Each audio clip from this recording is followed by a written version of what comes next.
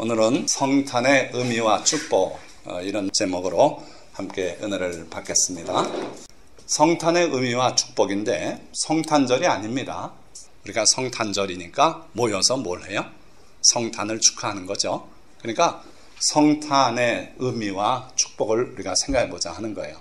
첫째 단락은 우리의 구원을 위한 하나님의 뜻이에요. 하나님께서는 하늘에서 먼저 자기의 뜻을 정하세요. 그래서 예수님께서 우리에게 기도할 때 뜻이 하늘에서 이루어진 것 같이 땅에서도 이루어지이다. 하나님의 뜻은 항상 하나님이 하늘 보좌에서 정한단 말이에요. 그리고 하늘에서 뜻이 온전하게 이루어지면 그 뜻이 이 땅에 실현되게 해주십시오. 이게 예수님께서 우리에게 가르친 기도입니다. 그래서 우리가 날마다 드리는 기도 중에는 중요한 부분이 하나님의 뜻이 하늘에 완성이 되시고 그리고 그 뜻이 땅에서도 이루어지기를 원합니다. 그래서 하나님을 위해서 우리가 늘 기도하라는 거예요. 자, 하나님께서 이루시는 가장 큰 뜻이 뭔가 하면은 우리의 구원을 위한 하나님의 섭리예요. 그래서 선악과를 따먹고 죽음을 숙명으로 맞이한 그 인간들, 그리고 하나님의 동산에서 쫓겨나가서 저주 가운데 살면서 이마에 땀이 흘러야 먹고 살게 된 그 인간들을 위해서 다시 그들을 끌어안을 수 있는 하나님의 섭리가 하늘에서 이루어졌어요. 하나님은 사랑의 하나님이시고 더불어서 공의의 하나님이세요. 그러니까 죄를 그대로 덮어둘 수는 없는 분이 하나님이세요. 그러나 또 우리 인간이 하나님이 창조한 하나님의 자녀들 원래 그렇기 때문에 그 자녀들을 사랑하지 않을 수가 없어요. 사랑의 하나님이시기 때문에 그래요. 그러니까 공의의 하나님이시고 사랑의 하나님이신 하나님의 두 속성이 충돌하지 않고 인간을 구원해낼 수 있는 방법이 뭔가 하나님께서 이루신 계획이 섭리가 바로 이거예요. 자, 그 하나님의 계획을 선지자들을 통해서 다 우리에게 알려주셨는데 첫째는 여인의 후손을 하나님이 약속하셨어요.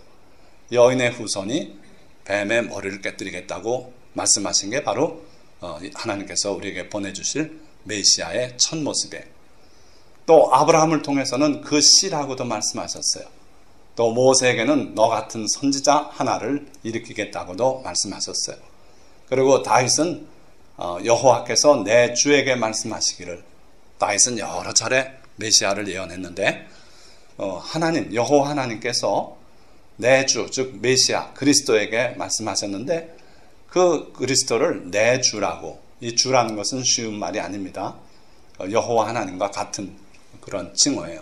그래서 여호와 하나님께서 나의 주님께 말씀하셨다. 그러니까 예수 그리스도를 내 주라고 표현하고 있어요. 다니엘은 환상 중에, 꿈 중에 하늘 구름을 타고 오는 인자 같으신 이가 있는데 그분이 하나님 앞에 인도되고 하나님께서 영원한 나라를 그에게 주시더라. 그런 예언을 하고 있어요. 이사야는 한 아기를 주셨는데 그는 전능하신 하나님이고 영존하시는 아버지고 그리고 또 처녀가 잉태하여 아들을 낳을 것이라고 그렇게 예언했어요. 자, 오늘 봉독하신 미가서 말씀해 보면 베들레헴, 유다 성읍 중에 비교적 작은 성읍이죠. 그런데 네가 작지만 너에게서 이스라엘을 다스릴 그분이 나오실 것이다. 그래서 동방 박사들이 예루살렘에 와서 유대인의 왕으로 태어난 분이 어디서 났습니까? 그랬더니 난리가 나고 연구한 결과가 베들레헴으로 답이 나왔어요. 바로 미가서의 예언대로 베들레헴에서 나십니다. 또 스가랴서도 예수 그리스도의 모습을 많이 예언했는데 그 중에 한 모습만 소개하면 나귀 타고 오실 메시아를 예언했어요. 너희 왕 그는 겸손하여 나귀 곧 어린 나귀를 타고 오실 것이다. 이렇게 예언했죠. 자, 이 외에도 많은 예언들이 있어요. 그러니까 하나님께서는 하늘에서 완성한 하나님의 구원 섭리를 다 보여주셨다 이거예요. 자, 그 중에 아까 여인의 후손 그 내용을 보면 내가 너로 여자와 원수가 되게 하고, 여기서 너는 사탄 뱀입니다. 내가 너로 여자와 원수가 되게 하고 내 후손도 여자의 후손과 원수가 되게 하리니 여자의 후손은 내 머리를 상하게 할 것이요 너는 그의 발꿈치를 상하게 할 것이니라. 메시아가 오실 텐데 그분이 내 머리를 상하게 하실 것이다. 그런데 그 메시아는 여자의 후손이래요. 여자가 낳은 사람이 뱀의 머리를 깨뜨리겠다, 이런 말씀이에요.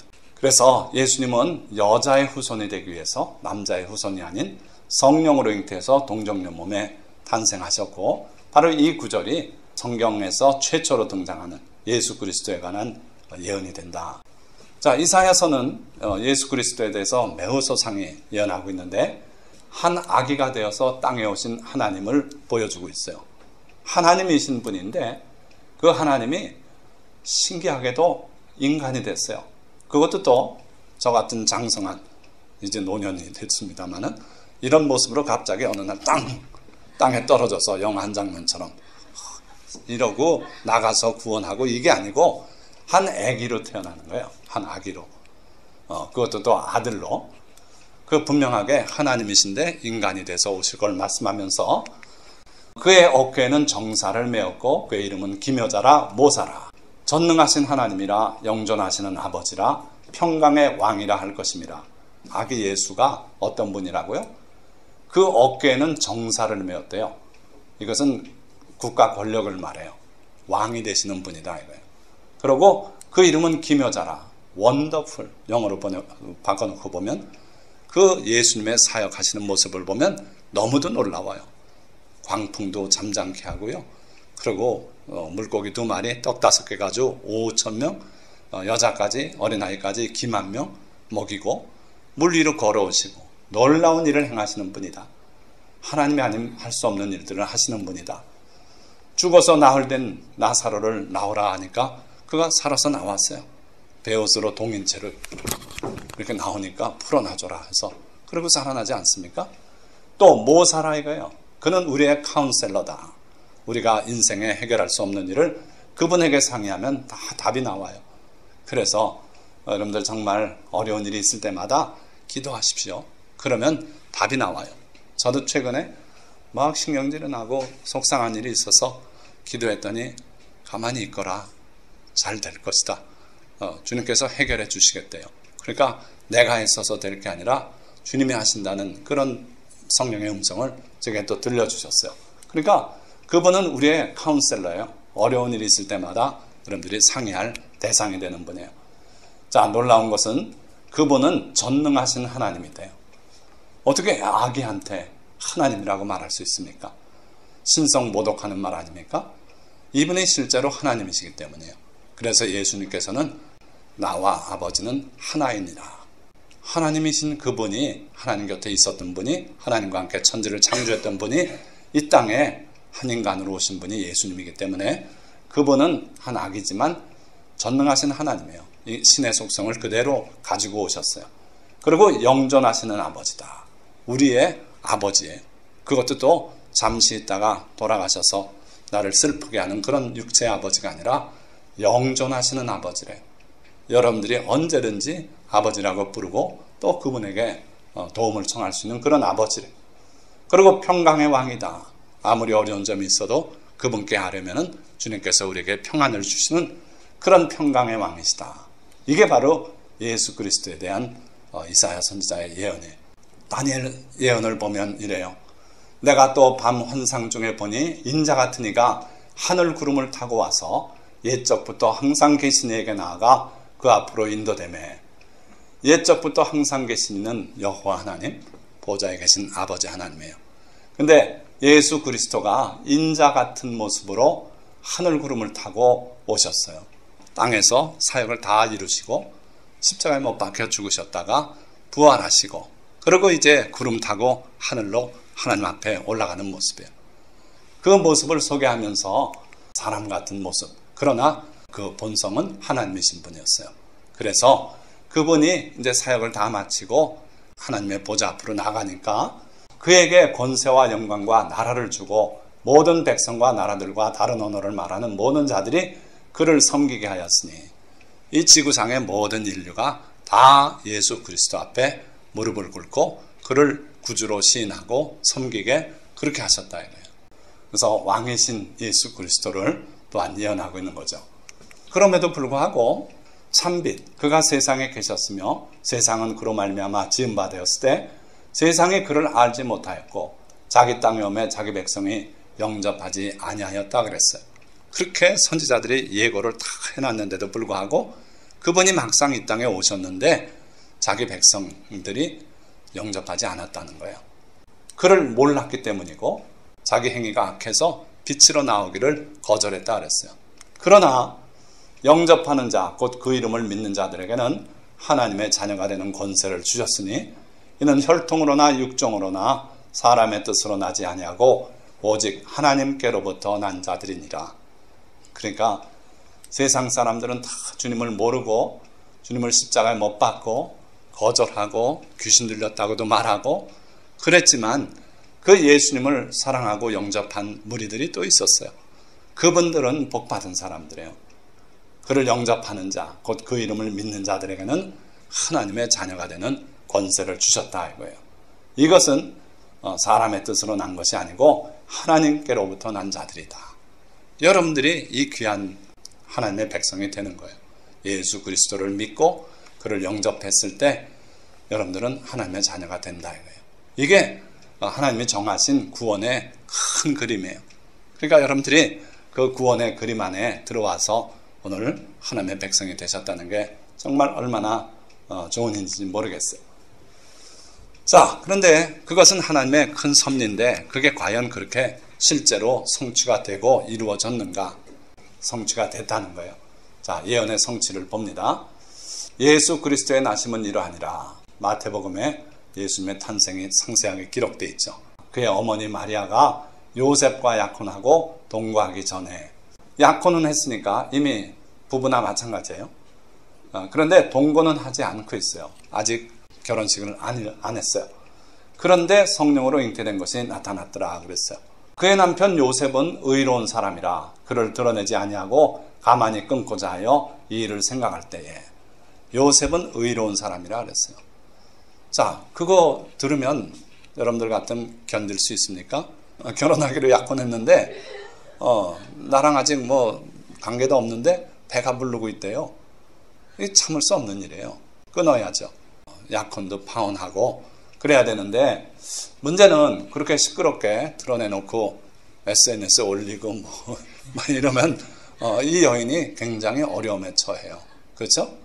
이왕에 내 부인이 안 될 사람이고 끊기로 했지만 복잡한 문제 일으키지 말고 그냥 그 여인 알아서 어떻게 해결하도록 그런 배려를 하는 사람이었어요. 그러니까 굉장히 의롭고 배려심이 있고 그런 사람이었어요. 그래서 그 소리 소문 없이 그냥 조용히 해결하려고 그렇게 생각 중이었어요. 많은 고민이 됐겠죠. 그렇죠? 그런데 주의 사자가 현몽하여 이르되 다윗의 자손 요셉아 내 아내 마리아 데려오기를 무서워하지 말라. 그에게 잉태된 자는 성령으로 된 것이라. 하나님께서 그렇게 역사하신 것이다. 그러니 너는 잔소리 말고 데려오라 이거예요. 아들을 낳으리니 이름을 예수라 하라. 이는 그가 자기 백성을 그들의 죄에서 구원할 자이심이라. 그래서 이름을 예수라고 지었어요. 원래 히브리 발음으로는 예슈아. 그 본뜻이 뭐냐 하면 구원자예요. 자, 그러면서 이는 그가 자기 백성을 그들의 죄에서 구원할 자이심이라. 구원이라는 게 그래요. 죄에서 건져내도 구원이고 전쟁에서 위기 가운데 있을 때 건져주고 승리하게 될 구원이고 병들어서 못 고쳐서 그럴 때 치료해 주시면 또 그게 구원이에요. 가난해서 물질이 궁핍한데 복 내려주시면 그것도 구원이 되는 거예요. 그래서 예수님은 우리의 구원자신데 특별히 예수님은 자기 백성을 그들의 죄에서 구원할 자이다. 그러니까 전쟁하러 오신 분도 아니고요. 물질 축복 주려고 오신 분도 아니고 죄의 문제를 해결하는 게 예수님의 주 업무가 되시는 거예요. 자, 여기에 근데 우리가 눈여겨봐야 될 것은 그가 자기 백성을 그들의 죄에서 구원할 자이십니다.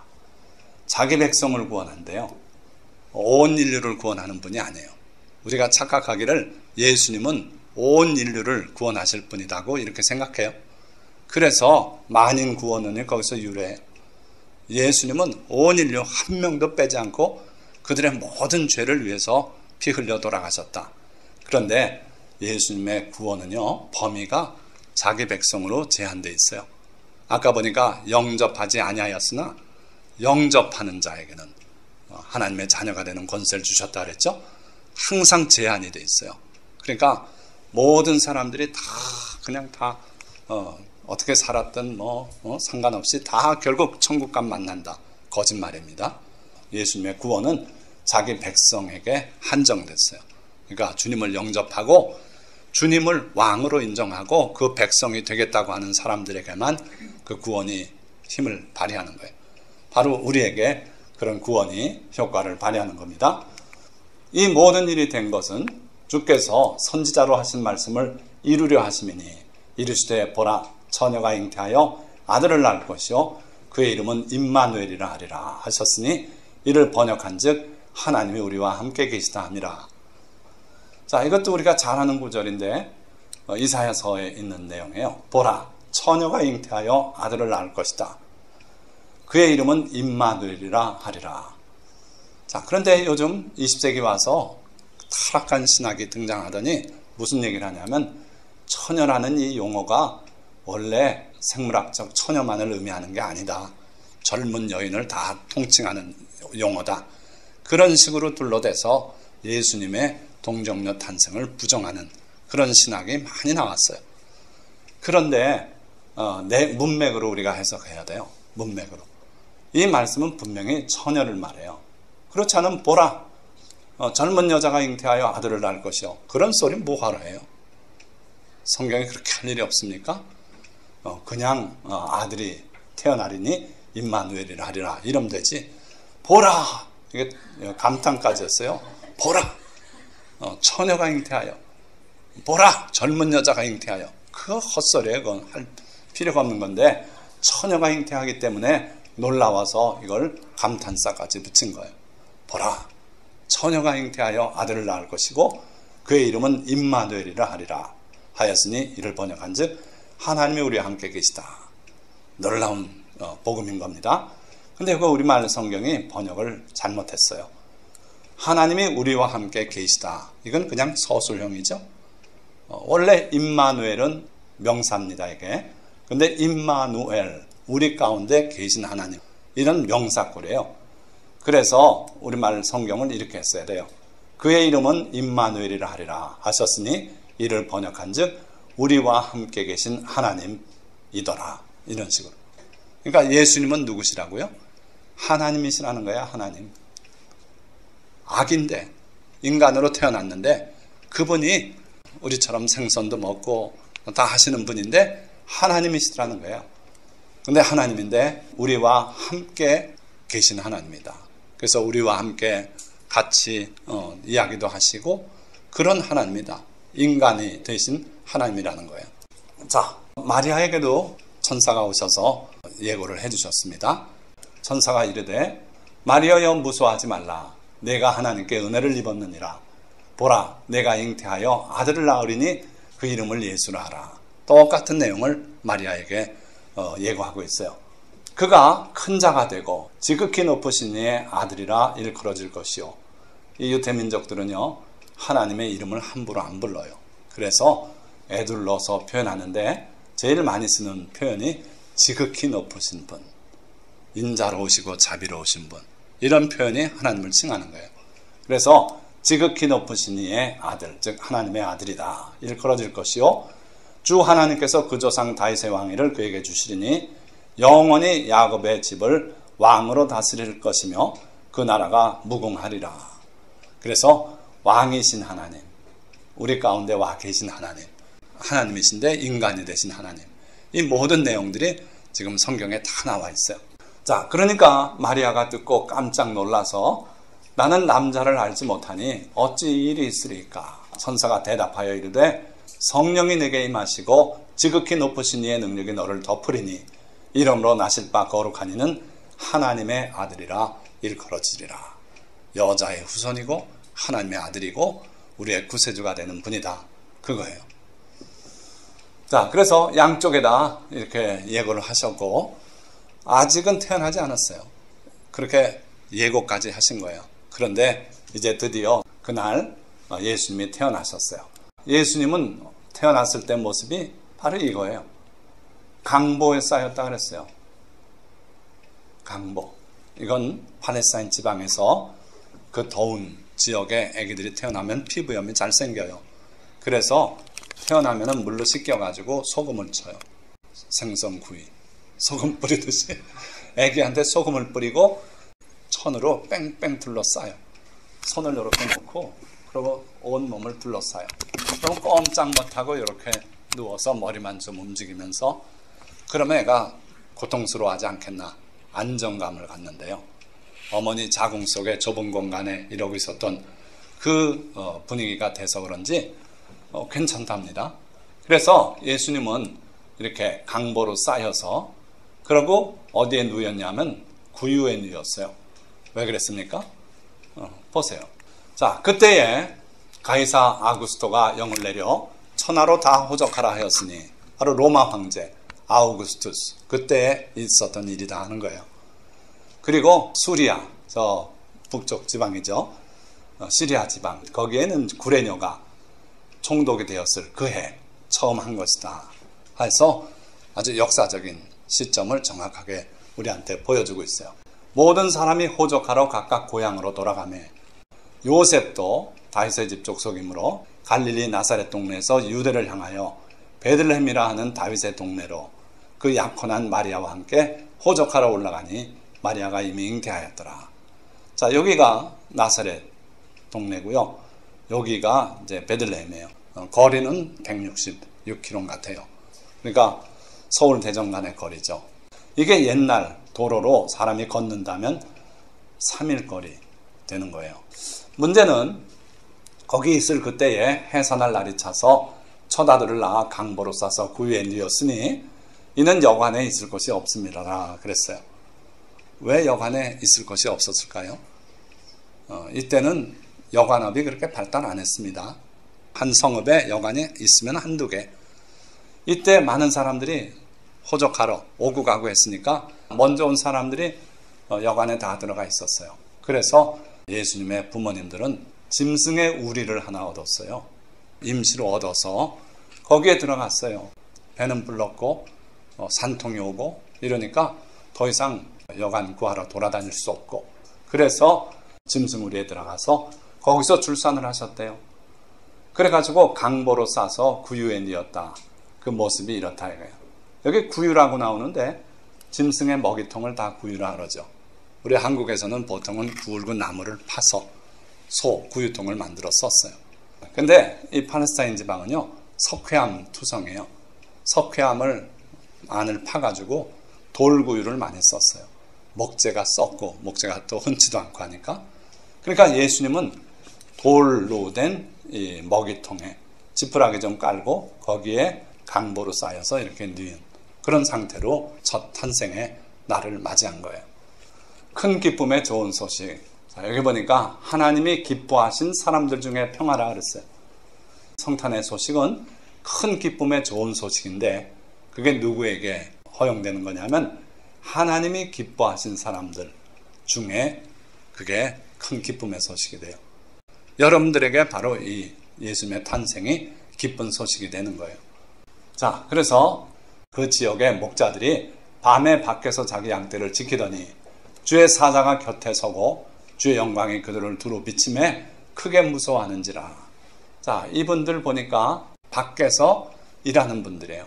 그러니까 낮고 천한 그분들에게 먼저 복음이 전해졌어요. 그들에게 영광의 빛이 둘러 비쳤고 두려워하니까 이렇게 말씀해요. 천사가 이르되 무서워하지 말라. 보라, 내가 온 백성에게 미칠 큰 기쁨의 좋은 소식을 너희에게 전하노라.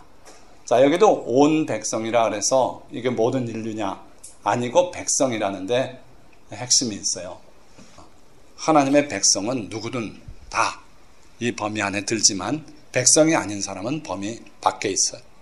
그래서 하나님의 백성에게 미칠 큰 기쁨의 좋은 소식을 너에게 전하노라. 오늘 다윗의 동네에 너희를 위하여 구주가 나섰으니 곧 그리스도 주시니라. 자, 우리가 예수님을 믿으면서도 예수님이 어떤 분인지를 우리가 잘 모르고 믿는 수가 있어요. 여기 크게 표시한 요 단어들. 첫째, 예수님은 구주예요. 이건 무슨 뜻이냐면 소테르, 구세주예요. 건져주시는 분이에요. 뭐에서 건지신다 그랬어요? 자기 백성을 죄에서 구원할 자이십니다. 그렇게 말했잖아요. 그러니까 우리를 죄에서 구원해 주시는 그런 구세주예요. 구원자세요. 그리고 또 그분은 그리스도예요. 이게 원래 히브리 글로 메시아죠. 기름 부음 말하다는 거예요. 하나님께서 정해서 기름 부으시고 그리고 우리에게 보내주신 분이다 이거예요. 그런 분이시고 그분이 바로 우리의 주의인 되시는 분이다 이거예요. 예수님을 구세주로만 믿는 사람이 있어요. 나를 위해서 십자가에 피 흘려 돌아가셨지. 할렐루야. 그래서 내가 천국 가지. 그런데 그걸로 끝이에요. 예수님을 주인으로 모시고 주님의 계명을 따르고 주님과 동행하고 주님을 섬기고 이런 자세는 그건 필요 없다. 난 사양하련다. 그냥 예수님이 나를 구원했으니 나는 천국 간다. 이런 사람들이 있는데 그건 심히 잘못된 신앙이에요. 예수님은 우리를 구원해 주신 분일 뿐 아니라 나의 주인 되시는 분이에요. 그래서 내가 항상 주님을 주인으로 모시고 늘 주님 앞에 내 사정을 아뢰고 그러고 주님과 동행해야 돼요. 그래서 우리 주님은 우리의 구주실 뿐 아니라 그리스도시고 나의 주인 되는 분이다. 이걸 여러분들이 명심하길 바랍니다. 자, 그러면서 너희가 가서 강보에 쌓여 구유에 누워 있는 아기를 보리니 이것이 너희에게 표적이니라. 가끔 자기가 메시아라고 그리스도라고 말하는 그런 사람들이 우리 주변에 많아요. 이게 바로 마지막 시대의 표적입니다. 많은 사람들이 내 이름으로 와서 이르기를 내가 그리스도다 할 것이다. 그러나 속지 말라 그러셨어요. 자, 예수님은 십자가에 못 박히고 그리고 죽으셔서 세마포로 싸서 차가운 돌무덤에 들어갔던 그분이어야 우리의 구세주가 된다는 거예요. 여기 보니까 강보에 쌓여 구유에 누워 있는 아기를 보리니 이것이 너희에게 표적이다 그랬어요. 표적이라는 게 무슨 뜻입니까? 표적. 영어로 하면 sign이에요. sign. 여러분들 도로교통 표지판 아시죠? 이건 뭡니까? 좌회전하지 말라는 거죠. 이거는 누가 봐도 미국 사람이 보던 한국 사람이 보던 이태리 사람이 보던 다 좌회전하지 말라는 뜻이구나 이걸 알아요. 그렇죠? 사인이 그런 거예요. 그러니까 진짜 하나님이 보내신 메시아 그분이 누구냐 요걸 보면 알게 된다 이거예요. 그분은 아기 때뿐 아니라 그의 삶이 그랬어요. 아기 때는 강보로 쌓여서 돌 구유로 그 위에 눕혀놓은 그런 모습으로 우리에게 오셨고 그의 생애 마감도 그러셨어요. 죽으셔서 세마포로 온몸을 다 싸고 차가운 돌무덤에 장례치른 그분이 바로 우리 구세주예요. 그래서 천사들은 바로 이것이 우리에게 저분이 참 우리 구세주 예수신지 아닌지를 알게 하는 사인이다 이거예요. 그래서 그분은 바로 여러분들의 죄를 위해서 십자가에서 피 흘려 돌아가셨고 그러고 우리를 위해서 죽으셨어요. 우리 죽음을 대신 죽으셨고 그러고 세마포로 쌓여서 차가운 돌무덤에 들어가셨다 부활해서 하나님 앞에 지금 계신 분이 바로 우리 구세주예요. 그분이 우리의 주인 되시기 때문에 이게 여러분들에게 표적이 된다는 거예요. 다른 거 없어요. 모세가 광야에서 뱀을 든 것처럼 인자도 들려야 하리니 이는 그를 믿는 자마다 구원을 얻게 하려 하심이라고 예수님이 말씀했어요. 모세가 광야에서 불뱀에 물려서 원망하는 사람들 어찌할까요? 하나님께서 말씀하기를 노스로 뱀을 만들어서 장대에 매달아 지켜들어라. 보는 자는 나을 것이다. 그래가지고 모세가 급하게 급조해서 노스로 뱀을 만들어가지고 형상을 만들어서 장대에 꽂아가지고 지켜들면서 이 뱀을 보는 자는 살아날 것이다. 그런데 아이고 뱀에 물렸는데 뭐 노뱀 본다고 살아납니까? 해독제를 갖다 발라주고 피 뻗고 이래야지. 그러고 안 본 사람은 죽었고 그걸 본 사람들은 다 살았어요. 우리 예수님이 바로 그런 분이시다 이거예요. 모세가 광야에서 뱀을 든 것처럼 인자도 십자가에 높이 들릴 것이다. 나를 믿고 보는 자들은 영생을 얻을 것이다 하고 그렇게 말씀했어요. 자, 예수님은 이런 분이에요. 바로 갓난 아기의 이 모습이 예수님의 생을 보여주는 예언적인 표적이 된다 하는 거예요. 자, 호련히 수많은 천군이 그 천사들과 함께 하나님을 찬송하여 이르되 지극히 높은 곳에서는 하나님께 영광이요 땅에서는 하나님이 기뻐하신 사람들 중에 평화로다. 하늘을 울려 퍼지는 이 찬송. 보니까 첫째는 하나님께 영광입니다. 왜냐하면 하나님께서 이미 몇천 년 전에 이 구원 계획을 완성하셨고, 그리고 그 구원 계획대로 이제 이루셨으니 하나님 영광 받으십시오. 이렇게 찬양하는 거예요. 성경에는 때가 참에 이런 표현이 있어요. 하나님께서 이미 오래전에 완성한 구원 계획인데 그게 다 세계적으로 역사적으로 이루어져야 그때 예수님이 오실 수 있었던 거예요. 로마가 세계를 점령해서요, 모든 길이 로마로 통하는 길이 생기고 그때 예수님이 오셨어요.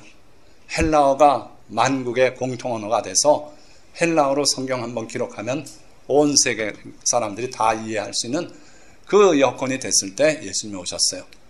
그래야 예수님의 복음이 온 세계로 일순간에 퍼져나갈 수 있었던 거예요.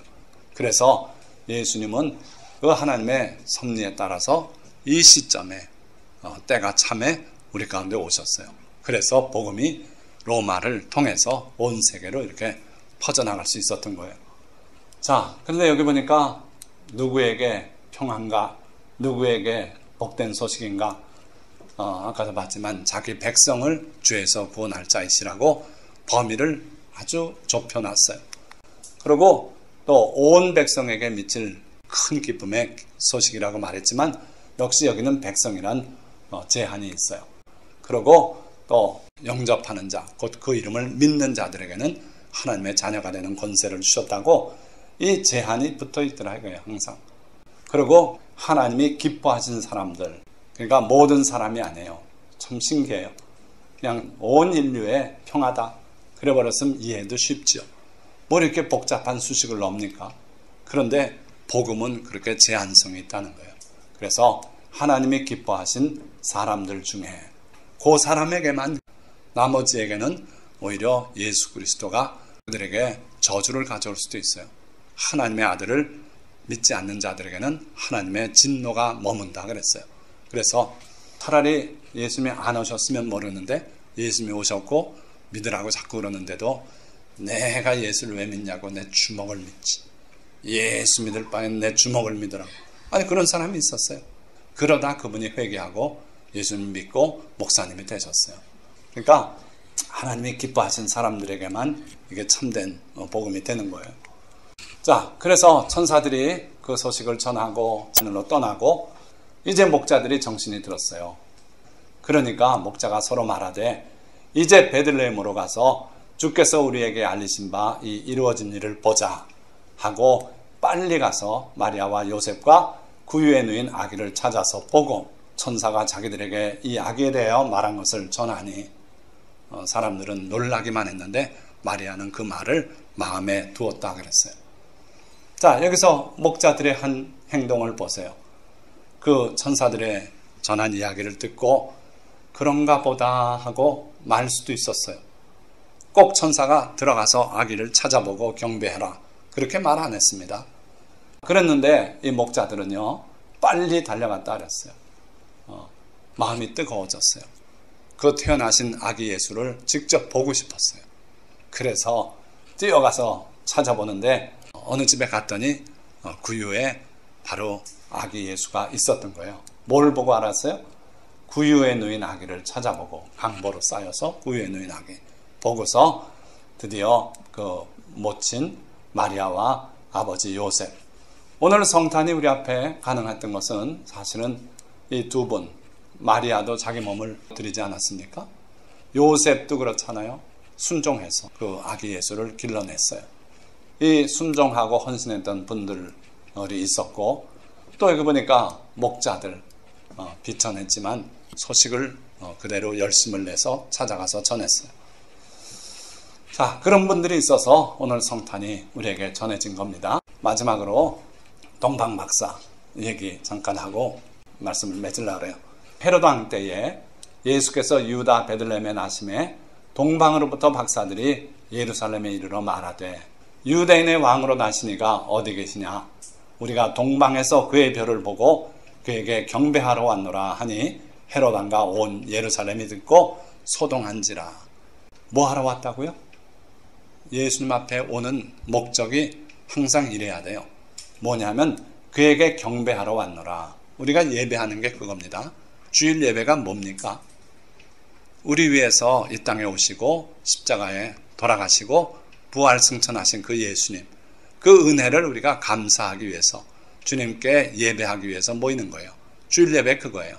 그러니까 이분들도 그 태어나신 아기 예수께 왕으로 오신 분, 이름도 모르지만 그분에게 경배하러 우리가 먼 나라에서 왔습니다. 자, 그래서 예수님께 경배하러 왔던 박사들, 그들처럼 우리도 주님 앞에 나가는 목적은 한 가지를 해야 된다. 그분에게 경배하러 감사를 표현하기 위해서 나가는 게 돼야 된다 하는 거예요. 자, 말씀을 맺습니다. 하나님은 인류를 구원하시기 위해 구원 계획을 완성하시고 구원자를 약속하셨어요. 항상 하늘에서 하나님의 뜻이 이루어지고 완성이 되고 그 다음에 그 뜻이 이 땅에 성취되는 식으로 그렇게 나가요. 예수님도 이 땅에 오신 목적을 간단하게 그렇게 말했어요. 내가 율법이나 선지자나 폐하러 온 것이 아니고 성취하러 왔다 그랬어요. 그걸 우리 한글 성경에서는 온전케 하러 왔다고 잘못 표현하고 있는데 분명하게 성취라는 단어예요. 그래서 하나님이 정하신 뜻을 이루기 위해서 오신 분이 예수입니다. 그거죠. 그래서 하나님께서는 인류 구원을 위한 구원 계획을 완성하셨고 여러 선지자를 통해서 구원자를 약속하셨어요. 그리고 때가 참에 하나님의 아들이 처녀 마리아의 몸에 성령으로 잉태되어 여인의 후손, 여자의 후손으로 이 땅에 오셨어요. 그러나 그는 있을 곳이 없어서 강보에 쌓여 구유에 뉘어졌고 또 나중에는 십자가에 죽으셔서 세마포에 쌓여 차가운 돌무더미에 뉘어지셨어요. 이게 바로 그분이 우리의 구세주라는 표적이 되는 거예요. 세상은 이처럼 그를 영접하지 않았지만 그러나 그를 영접하는 자에게는 영생과 하나님의 자녀가 되는 권세를 약속하셨어요. 이게 바로 복음이었시다. 그래서 여러분들은 다행스럽게 예수 그리스도를 마음으로 영접했어요. 하나님의 은혜로 있을 데 없는 자 왜 구속하여 주는지 난 알 수 없도다. 제가 어려서부터 이 찬송 부를 때 어린 놈이 뭘 하는지 그래도 그 찬송이 감동으로 와닿았어요. 왜 은혜인지 내가 주님을 믿게 해주셔서 구원받게 해주셨는지 나는 알 수 없습니다. 내게 무슨 선한 점이 있어서 그러셨는지 난 모릅니다.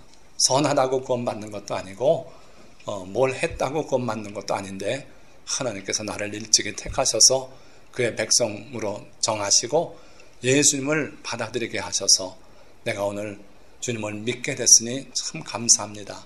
이게 여러분들의 고백이 되시기를 축원드립니다. 왜 내가 구원받았는지 모르겠어요. 그러나 주님이 모든 사람에게 다 주는 그런 값싼 구원이 아닌 택하신 백성들에게 주는 구원을 내게 주셨다는 거예요. 그래서 성탄절에 주님이 이 땅에 오신 것을 우리가 기억하고 감사하고 하는 것은 절대로 헛된 일이 아니에요. 자, 그래서 예수님의 탄생은 큰 기쁨의 좋은 소식이며 구원을 이루신 하나님께는 영광이고 하나님의 기뻐하심을 입은 우리에게는 영원한 평화가 되는 거예요. 이 성탄의 참 의미를 깨닫고 감사드리는 모든 성도님들과 여러분들의 가정에 큰 기쁨과 주님의 은총이 충만하시기를 축원드립니다. 아멘. 기도하시겠습니다.